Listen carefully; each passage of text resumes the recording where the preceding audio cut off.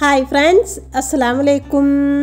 അപ്പോൾ ഇന്നത്തെ നമ്മുടെ റെസിപ്പി ബാക്കി വന്ന ചോറ് കൊണ്ട് വളരെ സിമ്പിളായി തയ്യാറാക്കാൻ പറ്റിയ ഒരു പൂരിയുടെ റെസിപ്പിയാണ്. അതിനായി ഒരു ബൗളിലേക്ക് 2 കപ്പ് ചോറും സെയിം അളവിൽ തന്നെ 2 കപ്പ് മൈദപ്പൊടിയും കൂടെ ചേർത്ത് കൊടുക്കാം. അപ്പോൾ മൈദപ്പൊടിക്ക് പകരം ഗോതമ്പ് പൊടി ചേർത്ത് കൊടുത്താലും മതി. ഇനി ആവശ്യത്തിനുള്ള ഉപ്പ് ചേർത്ത് നല്ല പോലെ ഒന്ന് മിക്സ് ആക്കിയെടുക്കാം. ഇതിൻ്റെ പകുതി മിക്സിയുടെ ജാറിലേക്ക് ഇട്ട് കൊടുത്ത് നല്ല പോലെ ഒന്ന് അരച്ചെടുക്കാം.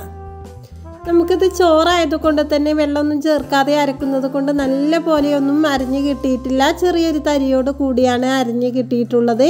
ഇനി നമുക്ക് ഇതൊരു ബൗളിലേക്ക് മാറ്റി അടുത്തതും ഇതുപോലെ തന്നെ ചെയ്തെടുക്കാം. അപ്പോൾ നമ്മൾ 2 ട്രിപ്പായി മുഴുവനും അരച്ചെടുത്തിട്ടുണ്ട്. ഇനി നമുക്ക് അരച്ചെടുത്ത മാവൊന്ന് മെല്ലെ ഒന്ന് ബോളാക്കി എടുക്കാം. അപ്പോൾ ഒരുപാട് ടൈം കുഴച്ചെടുക്കേണ്ട കാര്യമൊന്നുമില്ല. ഒരു 30 സെക്കൻഡൊക്കെ ഒന്ന് കുഴക്കുമ്പോൾ തന്നെ നമുക്ക് നല്ല സോഫ്റ്റായി ലഭിക്കും കേട്ടോ. ഇനി നമുക്കിത് നമ്മുടെ പൂരി എത്ര വലിപ്പമാണ് ആവശ്യമുള്ളത് അത്ര വലിപ്പത്തിലുള്ള ബോൾസ് ആക്കിയെടുക്കാം. എന്നിട്ട് നമുക്ക് കുറച്ച് പൊടി തൂവി കൊടുത്ത് പരത്തിയെടുക്കാം. നമ്മളിത് പരത്തിയെടുക്കുന്ന ടൈമിലും ആ ചോറിൻ്റെ തരിതരിപ്പുണ്ടാവും.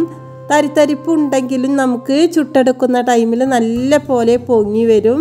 നല്ല സോഫ്റ്റും അതുപോലെ തന്നെ പുറഭാഗം നല്ല ക്രിസ്പിയുമായ നല്ല പൂരി നമുക്ക് ഇതുകൊണ്ട് ചുട്ടെടുക്കാവുന്നതാണ്.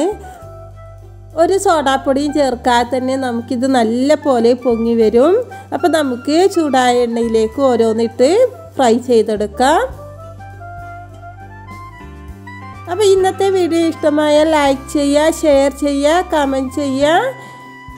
അതുപോലെ തന്നെ നമ്മുടെ ചാനൽ ആദ്യമായിട്ട് കാണുന്ന ഏതെങ്കിലും കൂട്ടുകാരുണ്ടെങ്കിൽ ഒന്ന് സബ്സ്ക്രൈബ് ചെയ്ത് സപ്പോർട്ട് ചെയ്യുക. പുതിയ വീഡിയോസുമായി വീണ്ടും കാണാം ഇൻഷാ അല്ലാഹ്.